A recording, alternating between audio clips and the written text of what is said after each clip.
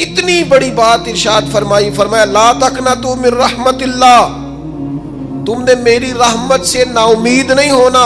اللہ کی رحمت سے نا مالک کیا ملے گا؟ فرمایا ان اللہ یغفر الذنوب جمیعا، اللہ سارے گناہ معاف فرما دے گا۔ تو جن لوگوں کو اللہ کی رحمت پر نبی کریم علیہ السلام تشریف فرما ہے، امام غزالی نے لکھا ایک بدو آ گیا، دیہاتی سادہ آدمی، سادے بندے بھی سادے ہوتے ہیں، ان کا بھی اپنا طرز زندگی ہوتا ہے۔ تو بدو آ گیا، سادہ آدمی تھا، آتے ہی السلام علیکم لے کے نا تو کوئی بات ہی نہیں کی، سیدھا سیدھا ہی کہتا یا رسول اللہ صلی اللہ علیہ وسلم یہ بتائیں قیامت کے دن حساب کس نے لینا ہے؟ حضور فرمانے لگے بھائی یہ تو بڑی صاف سی اور مختصر سی اور سادہ سی بات ہے، حساب تو اللہ تعالیٰ نے لینا ہے۔ اب اس نے جو لفظ کہے اللہ کے حبیب کی آنکھوں میں آنسو آ گئے، کہنے لگے اگر اللہ نے حساب لینا ہے پھر انشاءاللہ کرم ہی ہوگا۔ تو حضور فرمانے لگے تمہیں یہ امید کس طرح ہے؟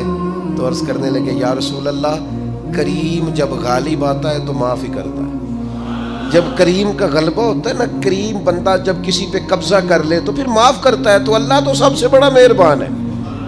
وہ بات کی اور اگلا جملہ ہی کوئی نہیں کہا، وہ چلے گئے۔ تو حضور علیہ السلام نے اب اس بات پر رزلٹ دیا، فرمانے لگے کریم محبوب بندہ سادہ تھا، بات بہت بڑی کر گیا ہے، بڑی بات کر گیا، سادہ آدمی۔ میرے عزیز، اللہ کی رحمت پر جن لوگوں کو امید ہو، انہیں موت سے ڈر، اور پھر جن کو محبوب کی ملاقات کا شوق ہو نا، ہم نے جان دے دی وعدہ دیدار پر، ہم سے وعدہ کیا گیا تھا کہ تم مرو گے نا تو تمہیں دیدار ملے گا، تو ہم نے جان ہی دے دی وعدہ دیدار پر، جان ہی دے دی وعدہ دیدار پر۔ اور پھر فرماتے ہیں نقد اپنا دام ہو ہی جائے گا، فرماتے ہیں ہم نے جان دی ہے اس وعدے پر کہ وہ ملے گا، تو امید ہے کہ یہ سودا ادھار نہیں۔ جیسے ہی قبر میں جائیں گے سامنے حضور کی زیارت نصیب ہو جائے گی۔ اس لیے لحد میں بھی عشق رخ شاہ کا داغ لے کے چلے، اندھیری رات سنی تھی سو چراغ لے کے چلے۔ یہ حدیث آپ نے بھولنی نہیں، یہ تنہائیوں میں یاد رکھنے کی روایت ہے، یہ تنہائیوں میں پڑھنے کی روایت ہے۔ یہ اپنے ذوق کو تازہ، جو لوگ کہتے ہیں نا وجد سرور کیف میں جانا چاہتا ہوں، وہ مشکات شریف کی اس حدیث کو دیکھے۔ اللہ کے حبیب علیہ السلام نے فرمایا لوگوں میں تمہیں بتاؤں قیامت کے دن اللہ تعالیٰ بندوں سے پہلا سوال کیا فرمائیں گے اور بندے اس کا جواب کیا دیں گے؟ یا رسول اللہ کرم فرمائیے، بتائیے۔ تو کریم فرمانے لگے اللہ تعالیٰ قیامت کے دن بندوں سے سب سے پہلا سوال، اگرچہ بعض اور احادیث میں اور سوالات بھی آئے ہیں قیامت میں جو سب سے پہلے ہوں گے، لیکن اس حدیث میں یہ والا سوال حضور نے بیان فرمایا۔ حضور فرمانے لگے اللہ قیامت کے دن اپنے بندوں سے سب سے پہلا سوال یہ فرمائے گا کیا تم میری ملاقات کو پسند کرتے تھے؟ اوئے ہوئے ہوئے، کیا تمہارا ملنے کو جی چاہتا تھا؟ کبھی اے حقیقت منتظر نظر آ نہ لباس مجاز۔ اقبال کہتے ہیں تیرے کرم اتنے ہیں دل کرتا ہے تجھے دیکھیں، کبھی کبھی اے حقیقت منتظر نظر آ نہ لباس مجاز میں، لاکھوں سجدے تڑپ رہے ہیں میری جبین نیاز میں، تمہارا دل کرتا تھا مجھ سے ملنے کو؟ حضور فرماتے بندے عرض کریں گے مالک بڑا دل کرتا تھا۔ تو پھر اللہ فرمائیں گے یہ گفتگو کی معنویت تو دیکھو یار، اس کا حسن تو دیکھو۔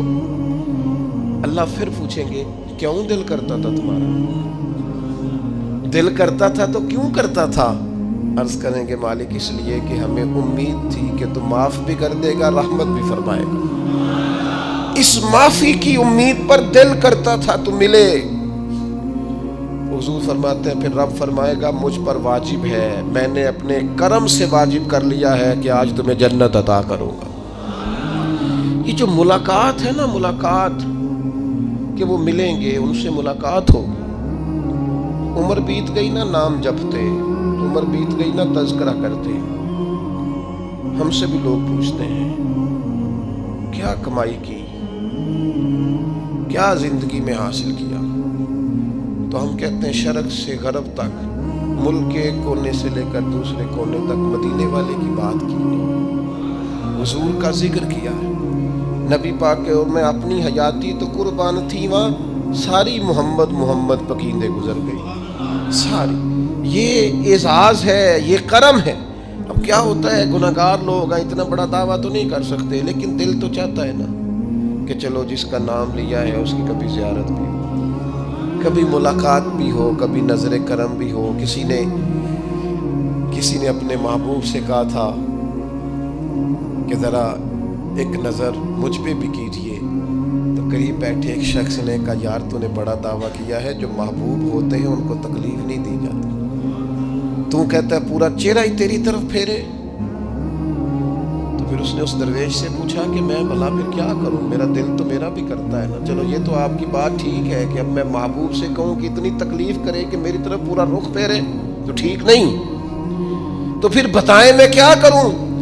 تو اس نے کہا ان راہوں میں کھڑا ہو جا جن راہوں کی طرف وہ کریم دیکھتا ہے۔ چلو اسی با کردار کو دیکھتے دیکھتے بیچ میں تیرے اوپر بھی نظر، مجھ پہ محشر میں نصیر ان کی نظر پڑ ہی گئی، مجھ پہ محشر میں نصیر ان کی نظر، اوئے ہوئے اللہ کرے آپ کو بھی وہ لطف آئے جو مجھے آ رہا۔ کہتے مجھ پہ محشر میں نصیر ان کی نظر، یہ انتہائی عاجزی ہے کہنے والے کی۔ اس نے بالکل اپنے آپ کو ختم کر کے کہا کہ میں قابل تو نہیں تھا، اور میں پھر تکلیف دیتا کہ میری طرف دیکھیں، اسپیشل میرے لیے وقت نکالیں۔ پر کرم یہ ہوا کہ مجھ پہ محشر میں نصیر ان کی نظر پڑ ہی گئی۔ کہنے والے اسے کہتے ہیں خدا کا کرنا، کہنے والے اسے کہتے ہیں خدا کا کرنا۔ اللہ نے کیا کہ نظر مجھ پر پڑ ہی گئی، اور جب پھر پڑ گئی تو تیری ایک نظر کا کمال ہے اور میری زندگی کا سوال ہے۔ بس جب پڑ گئی تو سو پھر پڑ گئی۔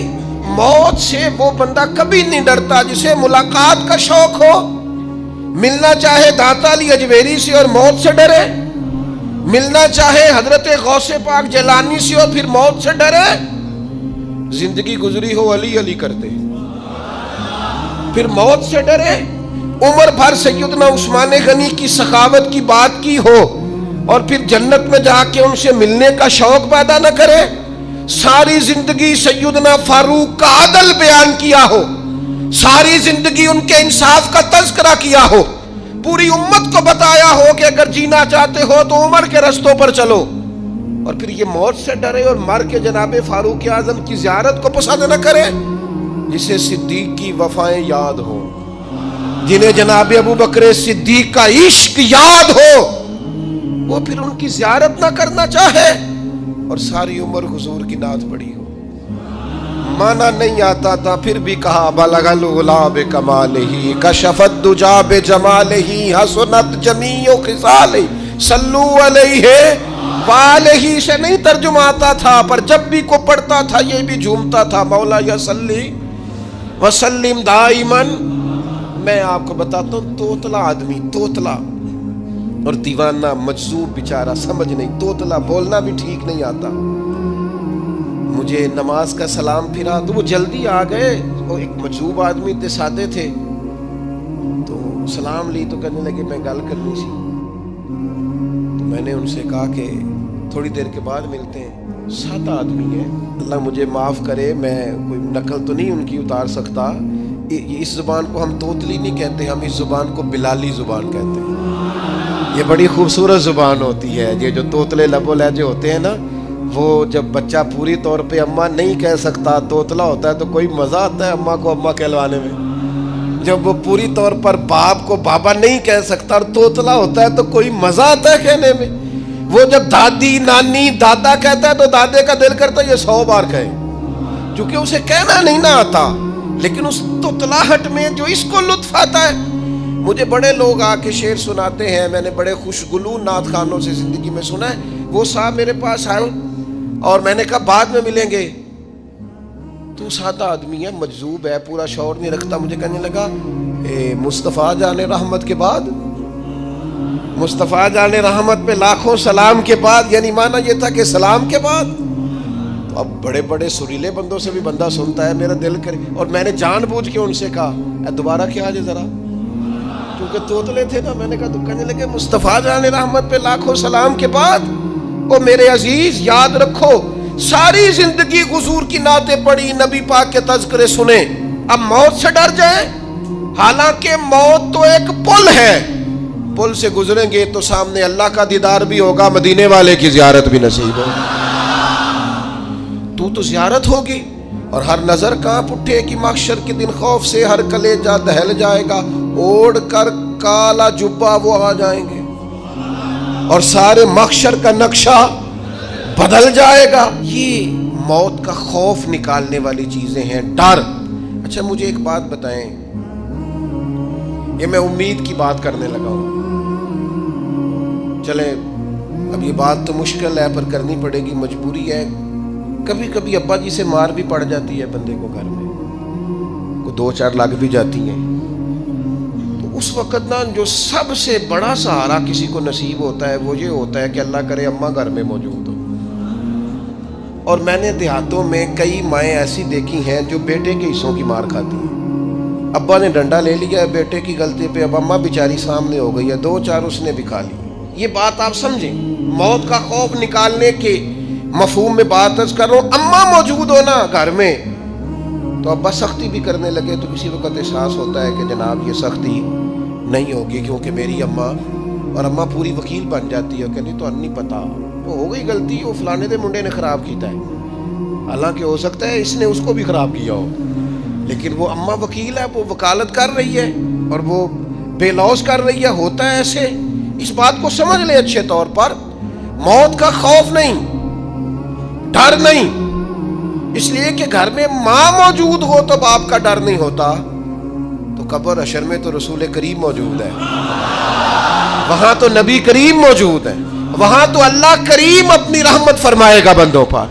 اس لیے خوف نہیں، پینک نہیں، اپنی غلطیوں کا احساس ضرور کریں، اپنے اعمال پر توجہ ضرور دیں، لیکن موت کے خوف تلے دبتے نہ جائیں.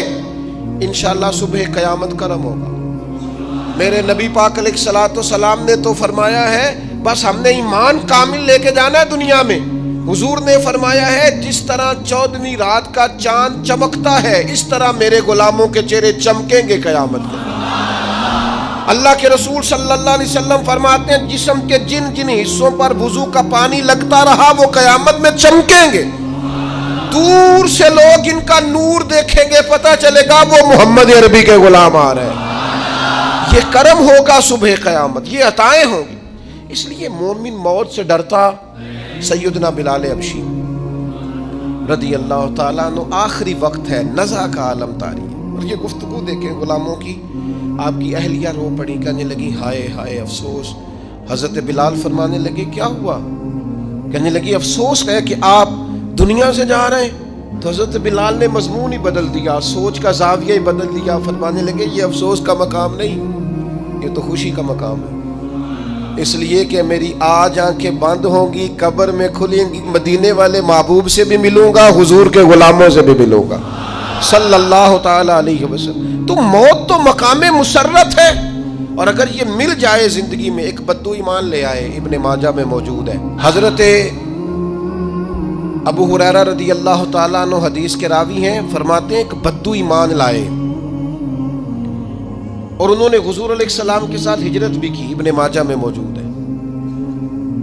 تو نبی پاک علیہ السلام نے نا انہیں ایک صحابی کے ساتھ کر دیا. اب ان کے کام کاج میں مصروف ہو گئے ان کے ساتھ. تو حضور علیہ السلام نے نا ایک جگہ سے مال غنیمت آیا. تو طریقہ مبارکہ یہ تھا کہ مال غنیمت میں سب کو حصہ دیا جاتا تھا. اگرچہ وہ جہاد پہ نہیں گئے لیکن حضور نے انہیں بھی حصہ دیا. تو وہ صحابی تو رو پڑے، عرض کرنے لگے حضور میں اس کے لیے تو ایمان نہیں لایا تھا. حضور نے فرمایا پھر بتائیے، گرچہ حضور جانتے ہیں کس لیے لائے تھے. عرض کی حضور میں تو اس لیے ایمان لایا تھا کہ میں رب کی راہ میں لڑوں گا اور میں اپنی جان پیش کروں گا. میں شہادت کے لیے ایمان لایا تھا، مجھے یہ مال دولت نہیں چاہیے. تھوڑی ہی دیر گزری کہ ایک اور مارکے کا اعلان ہو گیا، جنگ کا اعلان ہو گیا. حضور نے فرمایا چلو. وہ گئے اور چند ہی لمحے گزرے کہ وہ میدان میں اترے اور پھر شہید ہو گئے. صحابہ کرام ان کی مقدس لاش مبارک کو اٹھا کے محبوب کے قدموں میں لائے تو نبی کریم نے کیا خوبصورت بات ارشاد فرمائی. حضور فرمانے لگے دیکھو اس نے اللہ کی تصدیق کی ہے تو رب نے بھی اس کی تصدیق فرما دی. اور پھر یہ دو جملے محبوب کہتے کہتے اٹھے اور پھر حضور نے اپنا جبہ مبارک اتارا اور اتار کے فرمایا اس بندے کو نہ اس جبے میں کفن دے دو, اس میں اسے کفن دو, اس لیے کہ تو شہادت کے لیے ایمان لایا, موت کی آنکھوں میں آنکھیں ڈال کے جیا, اپنی زندگی کمزور نہ گزاری. مسلمانوں پہ کافر کا رعب طاری ہو گیا ہے. ایک تو ہوتا ہے نا کہ کوئی مدد کرنا, کوئی آگے بڑھنا, فلسطین کا نام تک نہیں لے رہے حکمران زبان سے, ذکر تک نہیں کر رہے, چینل ذکر نہیں کر رہے. اتنا رعب, اتنا کفر کا خوف, صرف اس لیے کہ ہمیں موت کا ڈر ہے. مر جائیں گے تو بستر پہ نہیں مریں گے, بیماریوں سے نہیں مر جاتے لوگ. خدا کے بندو اپنی زندگی میں اتنا خوف اگر موت کا پیدا کر لو گے. حضرت سعید ابن جبیر رضی اللہ تعالیٰ عنہ بہت بڑے فقیہ تھے. حجاج بن یوسف نے بلایا اور کہنے لگا میں تمہیں موت دینے لگا ہوں, مار دوں گا تمہیں. بڑا ظالم آدمی تھا, بڑے لوگ اس نے قتل کیے تھے. حضرت سعید رضی اللہ تعالیٰ عنہ مسکرا پڑے اور غصے میں آیا, کہنے لگا کیوں ہنستے ہو؟ فرمانے لگے تو بڑا بیوقوف ہے, تجھے کس نے کہا زندگی اور موت تیرے ہاتھ میں, یہ تو تب آئے گی جب میرا رب چاہے. کہنے لگا لے جاؤ ان کو اور جا کے قتل کر دو. تو وہ جب جلاد لے جا رہے تھے تو آپ اور کھل کے مسکرائے, ہنسے. یہ آپ کی طاقت ہے کہ موت کو دیکھ کے مسکراہٹ ہو, لبوں پہ تبسم رقصہ ہو, مسکرائے. جب آپ مسکرا رہے تھے تو اس کو اور غصہ آیا, واپس بلایا. کہنے لگا مسکراتے کیوں ہو؟ فرمانے لگے تیری جرت پہ مسکرا رہا ہوں اور اس بات پہ مسکرا رہا ہوں کہ رب کتنا بے نیاز ہے, تیرے جیسے لوگوں کو بھی مہلت دے رکھی ہے. کتنا بے نیاز ہے, تیرے جیسے لوگوں کو مہلت. اور غصے, کہنے لگا میرے سامنے قتل کرو.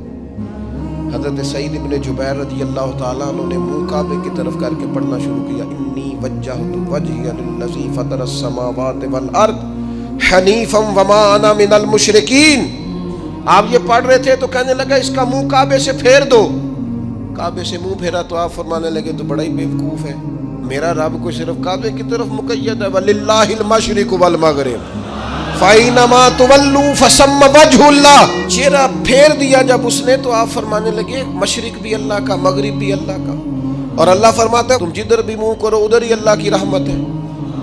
یہ پڑھا تو اب اس نے لٹایا, اور جب وہ آپ کو قتل کر رہا تھا تو حضرت سعید ابن جبیر کی ایک زوردار آواز گونجی. فرمایا یاد رکھنا مجھے اسی طرح قتل کرنا جس طرح تم خود قیامت میں قتل ہونا پسند کرتے ہو. میرا آخرت پر یقین کامل ہے, محشر میں عدالت لگے گی, میں تمہیں قتل کروں گا میں.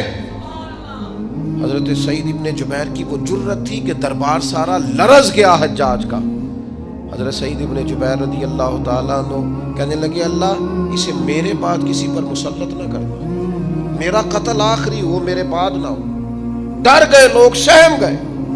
اور وہ جو جلاد آپ کو قتل کر رہا تھا اس کے بھی ہاتھ کانپ رہے تھے. اتنی جرت, موت کا ایک منٹ کے لیے خوف نہیں. حضرت سعید ابن جبیر رضی اللہ تعالیٰ عنہ شہید ہو گئے تو اتنا خون نکلا, اتنا خون نکلا, اتنا خون نکلا, خون بند ہی نہیں ہو رہا. ایک طبیب بیٹھا تھا, ہانپتے کانپتے ڈرے ہوئے سہمے ہوئے. حجاج کہنے لگا اسے اتنا خون؟ تو کہنے لگا بادشاہ میں نے سالوں مریض دیکھے ہیں, اس کو پتہ چل جائے نا مرنے والا ہوں وہ تو اتنا خوف میں آتا ہے, پہلے ہی اس کا سارا خون جم جاتا ہے اور سکڑ جاتا ہے اور اس کا خون جل جاتا ہے. یہ جو بندہ تم نے شہید کیا ہے نا اس میں ایک رتی برابر بھی موت کا خوف نہیں, موت کے خوف سے بے نیاز تھا, اتنا خون نکلا. حضرت سعید ابن جبیر شہید ہوئے اسی دن حجاج کے پیٹ میں درد شروع ہوا. صرف 15 دن حجاج بعد میں زندہ رہا ہے, 15 دن, اور ساری رات تڑپتا تھا, کہتا تھا مجھے خواب میں آ کے پیروں سے گھسیٹتے. حضرت سعید ابن جبیر چلاتا تڑپتا 15 دنوں کے اندر. طبیبوں نے کہا تیرا جو مرض ہے یہ کوئی آسمانی عذاب ہے. میرے عزیز موت سے ڈرے نہیں بلکہ جو ظالم ہو ان کو ڈرا دیں, یہ مومن کی شان ہے. اپنی زندگی کے اندر سے موت کا خوف نکال دیں، تاکہ زندگی کے جو دن ہیں وہ جیے تو جا سکیں، وہ انسان مضبوطی سے وقت سے گزار سکے۔ حضرت علی شیر خدا رضی اللہ تعالیٰ عنہ نا وہ جیکٹ نہیں پہنتے تھے جنگی، جو کمر پہ پیچھے لوگ پہنتے تھے نا، تلوار کوئی مارے تو زخم نہ ہو۔ تو کسی نے مولا علی شیر خدا رضی اللہ تعالیٰ عنہ سے فرمایا پشت پر آپ وہ جیکٹ نہیں پہنتے لوہے کی؟ آپ فرمانے لگے پشت تو دکھانی نہیں تو کہنے لگے موت سے ڈر نہیں آتا؟ فرمایا بالکل بھی نہیں، اور فرمایا مجھے بالکل ڈر نہیں آتا کہ میں موت پر آ گروں یا موت میرے اوپر جا گرے۔ ہم تو شہادت حضرت خالد بن ولید رضی اللہ تعالیٰ عنہ ایک دن نوجوانوں کو خطاب کرتے کرتے کہنے لگے موت سے کبھی نہ ڈرنا، میں نے ساری زندگی جنگوں میں گزاری ہے، میرے وجود پر ایک ذرہ بھی جسم کا حصہ ایسا نہیں جس پر زخم نہ ہو۔ اور جو کہتے کہتے رو پڑے، فرمانے لگے یہ بات کرتے کرتے رو پڑے، فرمانے لگے دیکھ لو زندگی ساری میدانوں میں گزاری ہے، لیکن شہادت اللہ تعالیٰ نے میرے لیے وہاں نہیں لکھی تھی، یہاں اللہ تعالیٰ نے اپنی رحمت کے لیے موت میرے لیے لکھی تھی۔ تو یہ تو اللہ کا کرم ہے۔ قریب ایک بزرگ صحابی اور بیٹھے تھے، فرمانے لگے آپ کی نیت شہادت کی تھی، انشاءاللہ آپ قیامت میں شہیدوں میں ہی کھڑے کیے جائیں گے۔ تو میرے عزیز خوف نہیں موت کا۔ آخر میں 2-3 گزارشات عرض کرنی ہے۔ ایک تو میری آپ سے گزارش ہے، جنہوں نے ابھی تک قرآن مجید کی تلاوت شروع نہیں کی، وہ ابھی سے آج سے 10 منٹ ٹائم ہو تو مسجد میں بیٹھ کے ایک رکوع پڑھ کے جائیں، قرآن مجید نہیں چھوڑنا۔ رمضان کا تعارف یہ ہے کہ شہر رمضان الذی انزل فیہ القرآن، تو قرآن مجید سے دلچسپی۔ دوسری میری گزارش ہے راشن بانٹنے والوں سے بھی کہ مہربانی کریں لائنوں میں لگانا چھوڑ دیں، اور لینے والوں سے بھی میری عرض ہے کہ اللہ تعالیٰ سارا سال عطا کرتا ہے، 3-4 ہزار کے لیے کیوں اپنے آپ کو آپ تکلیف میں ڈالتے ہیں؟ سارا سال اللہ دیتا ہے۔ اور پھر میری آپ سے یہ بھی اپیل ہوگی کہ طبیعتوں میں حلم پیدا کریں، بردباری پیدا کریں، یہ بڑی ضروری چیز ہے۔ مثبت سوچیں لائیں، روزہ ہماری تربیت کرتا ہے۔ اور پھر آپ سے یہ بھی اپیل کروں گا رمضان شریف کی مقدس گھڑیوں میں صرف اپنے لیے نہیں سوچے، امت کے لیے سوچیں، بالخصوص فلسطین کے مسلمانوں کے لیے کم از کم دعا مومن کا ہتھیار ہے، وہ تو جم کے کریں اللہ کے حضور۔